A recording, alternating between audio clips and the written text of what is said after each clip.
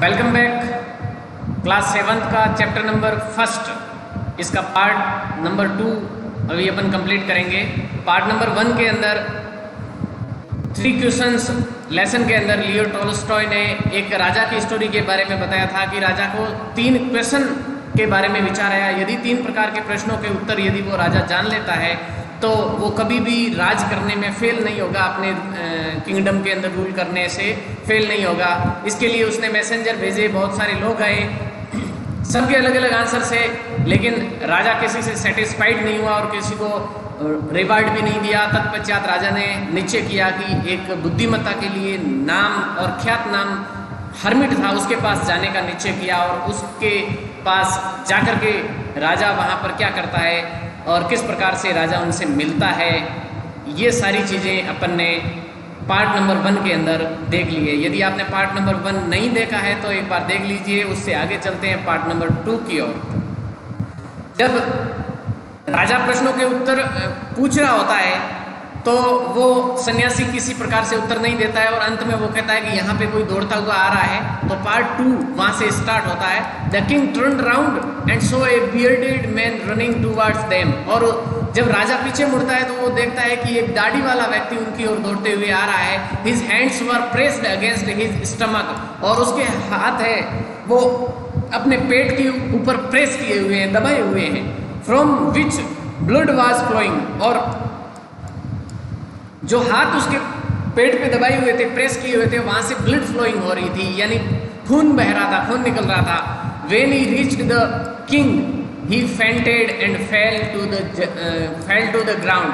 जब वो bearded man, घायल व्यक्ति, पेट पर हाथ लगाए हुए और खून बहते हुए दौड़ते दौड़ते राजा के पास तक पहुंचता है तो वो फेंटेड हो जाता है। कहने का मतलब लॉस कॉन्शियसनेस, यानी कि वो बेहोश हो जाता है और जमीन पर गिर जाता है। The king and the hermit removed the man's clothing and found a large wound in his stomach. राजा और वो हर्मिट मिलकर के, सन्यासी और राजा दोनों मिलकर के उसके कपड़े को हटाते हैं और तो पाते हैं कि उसके पेट के अंदर एक बड़ा घाव था।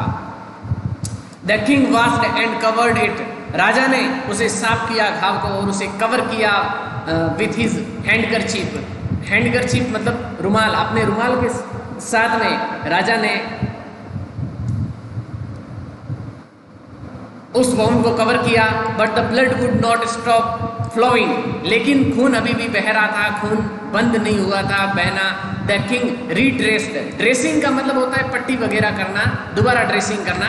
राजा ने वो पट्टी दोबारा की, यानी कि जो कवर किया हुआ था उस वाउंड को साफ करके। Will until the last the bleeding stopped. जब तक कि खून बहना बंद नहीं होता तब तक राजा ने रीड्रेस किया, यानी उसे पुनः साफ किया और पुनः पट्टी वगैरह ये काम किया।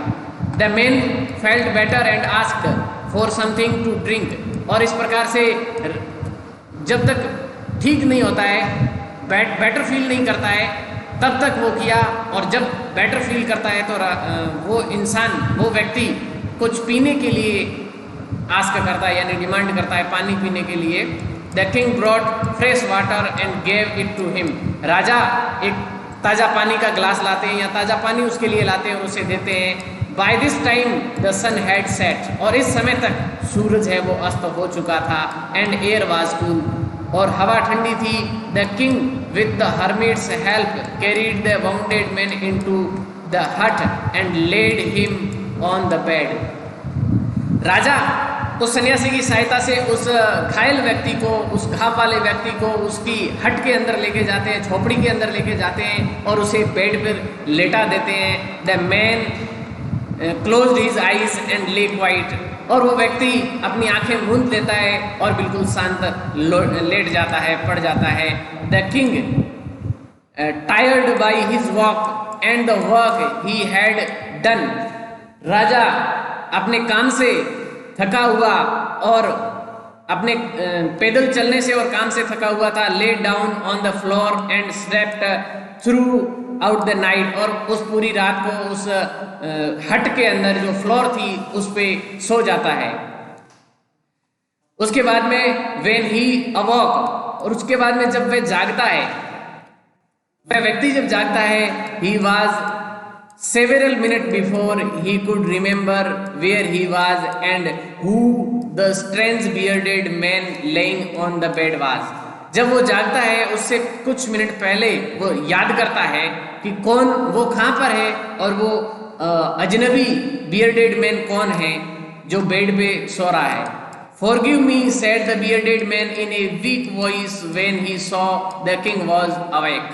जब उसने देखा कि राजा जागा हुआ है तो उस बियर्डेड मैन ने कहा कि मुझे माफ कर देना. एक लो वॉइस के अंदर, वीक वॉइस के अंदर वो राजा से कहता है, I don't know you and have nothing to forgive you for, said the king. King कहता है कि मैं तुम्हें जानता ही नहीं हूं और माफ करने के लिए कुछ है भी नहीं, यानी कि कोई गलती भी तो आपने नहीं की, किस बात की माफी. You don't know me, do not know me, but I know you. I am that enemy of yours who swore revenge on you because you put my brother to death and seized my property. अब वो व्यक्ति प्रत्युत्तर देता है. वो व्यक्ति कहता है कि आप मुझे नहीं जानते लेकिन मैं आपको जानता हूं और मैं आप में से आपके उन इनेमियों से में से एक हूं जिन्होंने स्वोर कर दिया रिवेंज का. स्वोर का मतलब होता है शपथ ले ली. रिवेंज का मतलब होता है किसी से बदला लेना. बदला लेने के लिए जो सौगंध लेते हैं, ऐसे दुश्मनों में से मैं एक दुश्मन हूं आपका. क्यों? Because you put my brother to death, यानी क्योंकि आपने मेरे भाई को मार दिया और उसकी मेरी प्रॉपर्टी है वो जब्त कर ली, सीज कर ली. Taken by force. सीज का मतलब होता है जब्त करना. आई न्यू, मैं जानता हूं. You had gone alone to see to hermit and I made my mind to kill you on your way home. But the day passed and you did not return. So I left my hiding place and I came upon your bodyguard and who recognized me and wounded me. और उसके बाद में वो bearded man कहता है कि मुझे पता चल गया कि आप हर्मिट से मिलने अकेले जा रहे हो. तो मैंने अपना मन बना लिया कि मैं आपको घर जाते वक्त रास्ते में मारूंगा. इसलिए मैं इंतजार कर रहा था. लेकिन दिन बीत गया और दिन बीत जाने के बाद में आप लौटे नहीं, तो मैं अपना हाइडिंग पैलेस जहाँ पे छुपा हुआ था उस स्थान को मैंने छोड़ा और आपके बॉडीगार्ड के सामने आ गया. और बॉडीगार्ड जो राजा का बाहर था घोड़ा लिए, उसने मुझे पहचान लिया और वाउंडेड मी, और मुझे घायल कर दिया. यानी राजा के बॉडीगार्ड ने इस दुश्मन को पहचान लिया और उसने उस पर वार कर दिया. I escaped from him but I shouted I should have died if you had not dressed my wounds. और उसने कहा कि मैं वहाँ से एस्केप तो हो गया, वहाँ से तो मैं भाग गया, but I should have died, लेकिन मैं मर जाता यदि आप मुझे ड्रेस्ड नहीं करते, मेरा घाव यदि सही नहीं करते तो मैं मर जाता. ये उस व्यक्ति ने राजा को बात बताई कि मैं इस प्रकार का आपका दुश्मन हूँ. I wish to kill you, मैं आपको मारना चाहता था. And you have saved my life, और आपने मेरी जिंदगी की रक्षा कर दी, आपने मेरी जिंदगी को सेव कर दिया. Now if I live I will serve you as your most faithful servant and will order my sons to do the same. Forgive me. और राजा को वो आगे बात बता रहा है और उस इंसान ने राजा से कहा कि मैं आपको मारना चाह रहा था जबकि आपने मेरी जिंदगी बचाई. जब तक जीऊंगा मैं आपकी एक फेथफुल सर्वेंट के रूप में सेवा करूंगा. फेथफुल का मतलब होता है लॉयल, ट्रू, यानी वफादार एक सेवक के रूप में आपकी सेवा करूंगा और आपके ऑर्डर को पालन करूंगा और मेरे बच्चों को भी ये ऑर्डर दूंगा कि आपकी सेवा चाकरी करें. फॉरगिव मी, मुझे माफ कर दीजिए. किंग राजा से वो विनती कर रहा है. The king was very happy to have made peace with his enemy so easily. राजा खुश था कि उसने अपनी दुश्मन के साथ में आसानी से एक शांति व्यवस्था बना ली. And to have won him over as a friend, और उसको एक मित्र के रूप में जीत लिया, इसलिए राजा खुश था. He not only forgive him but said he would send his servants and his own doctor to look after him. Look after का मतलब होता है टेक केयर, देखभाल करना. कि उसने कहा कि वो केवल और केवल उसे माफ ही नहीं करेगा बल्कि उसके सर्वेंट को भी भेजेगा अपने डॉक्टर के साथ में उसकी देखभाल करने के लिए। He promised to give back the man his property, और उसके साथ में उसे उसकी प्रॉपर्टी को वापस देने के लिए, उसकी प्रॉपर्टी को वापस देने के लिए उसने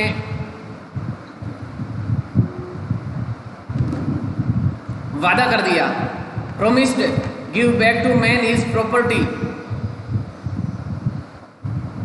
leaving the wounded man the king went out of the hut and looked round for the hermit. उसके बाद में वाउंडेड मैन बाहर आया, यानी वो घायल व्यक्ति और राजा दोनों बाहर निकले उस झोंपड़ी से। लुक्ड राउंड फॉर हर्मिट, और चारों ओर उस हर्मिट को देखा। Before going away he wished once more to get answers to his questions. एक बार वो चाह रहा था कि सन्यासी महोदय से एक बार और पूछ लिया जाए कि वो क्वेश्चन का आंसर देंगे या नहीं देते हैं, नहीं तो फिर घर की ओर प्रस्थान करते हैं। The hermit was on his knees sowing seeds in the beds that had been dug the day before. और उन्होंने देखा कि वो सन्यासी घुटने के बल बैठा हुआ है और सो कर रहा है। सो का मतलब होता है बुआई करना।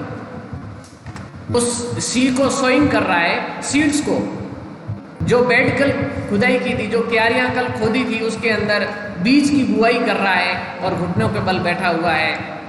The king went up to the hermit and said, राजा उस हर्मिट के पास में गया और कहा, for the last time I beg you to kiss my questions wise man, के अंत समय में मेरे वाइज मैन मेरे प्रश्नों का उत्तर दे दीजिए। I beg you answer my questions wise man, हे बुद्धिमान व्यक्ति, हे सज्जन व्यक्ति, for last time I beg you, मैं आपसे मेरे प्रश्नों का उत्तर मांग रहा हूं। You have already been answered said the hermit, still bending down to the ground and looking up at the king as he stood before him. जैसे ही राजा उसके सामने खड़ा था और हर्मिट ने कहा कि आपको उत्तर मिल चुका है, सन्यासी ने कहा, उसके सामने मुड़ते हुए, बेंडिंग डाउन होते हुए, ग्राउंड पे ही बेंडिंग डाउन हुआ क्योंकि राजा उसके सामने खड़ा था। How have I been answered, what do you mean, ये किंग के क्वेश्चन है। राजा ने कहा कि किस प्रकार से मुझे उत्तर मिल गया, आपका क्या मतलब है। Do you not see, replied the hermit, hermit ने कहा कि आपने देखा नहीं। If you had not pitied my weakness yesterday and had not dug these beds for me, you would have gone away.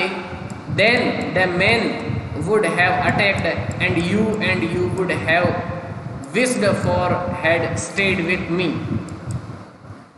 राजा ने कहा, राजा को बताया जा रहा है, हर्मिट ने कहा कि यदि कल तुम मेरे ऊपर पीटी नहीं करते, दया नहीं करते मेरी दुर्बलता के ऊपर और मेरे लिए ये क्यारियां नहीं खोदते, तो आप चले जाते।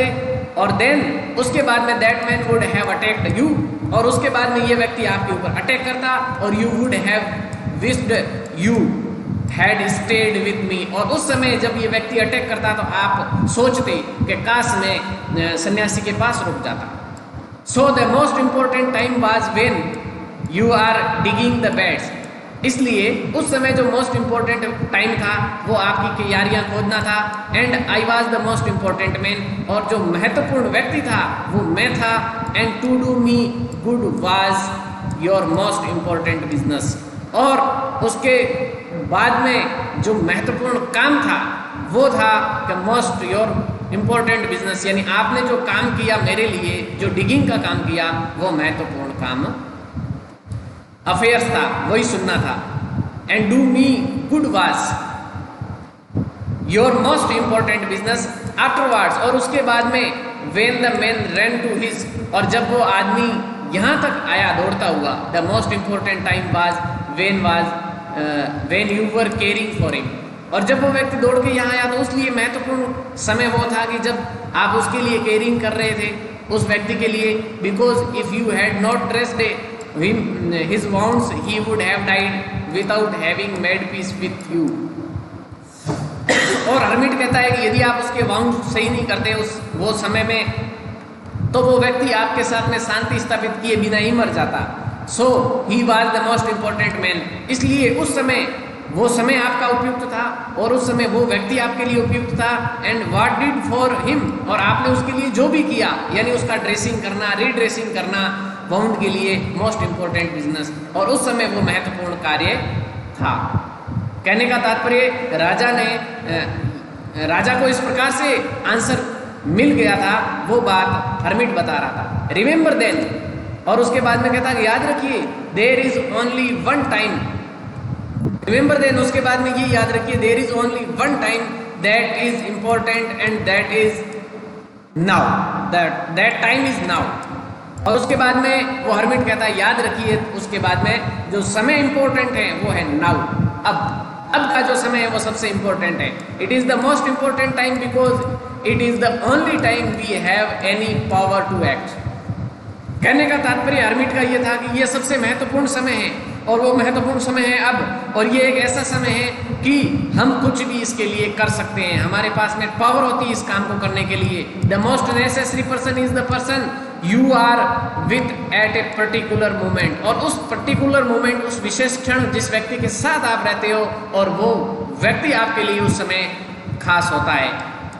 For no one knows what will happen in the future, इसलिए कोई नहीं जानता कि फ्यूचर के अंदर क्या होगा। Whatever whether we will meet anyone else, हम किसको मिलेंगे किसको मिलेंगे या नहीं मिलेंगे। The most important business is to do that person good, और सबसे महत्वपूर्ण काम वही होता है कि जो आप उस व्यक्ति के साथ में अच्छा करें। Because we were sent into this world for this purpose alone. और हर्मिट आगे उसे ये भी कहता है कि क्योंकि हमें इस दुनिया में इसलिए ही भेजा गया है कि अब आपको क्या करना है वही अच्छी तरीके से आपको करना है। लियो टॉल्स्टॉय ने इस स्टोरी को राइटिंग की है, ये रीटोल्ड स्टोरी है, यानी पहले की कोई कहावतें थी या कोई कहानी थी, लेकिन इसको लिपिबद्ध स्क्रिप्ट में लिखा है लियो टॉल्स्टॉय ने। इसके बाद में यहाँ होमवर्क के अंदर आपको कॉम्प्रिहेंशन चेक करना है, उसके बाद में वर्किंग विद टेक्स्ट वाला जो पार्ट है वो आपको करना है। वर्किंग विद लैंग्वेज और जो स्पोकन का पार्ट है वो आपको छोड़ना है। एक्टिविटी का जितना भी पार्ट है आप छोड़ देना, वो क्लासरूम में आने के बाद में अपन एक्टिविटीज़ वगैरह करवाएंगे, और ग्रामर का पार्ट है वो भी आप छोड़ देना, अपन क्लासरूम में ही करेंगे, या फिर उसके लिए मैं अलग से वीडियो डाल दूंगा। अब तक आपका होमवर्क है कॉम्प्रिहेंशन चेक और वर्किंग विद द टेक्स्ट। इसी के साथ में lesson number 1 3 questions of class 7 is completed here. So don't forget to subscribe, share, like and comment this video, subscribe this channel, okay? मिलते हैं आगे लेसन नंबर 2 के अंदर एक छोटे से ब्रेक के बाद में। तब तक बने रहिए हमारे साथ। Thank you so much.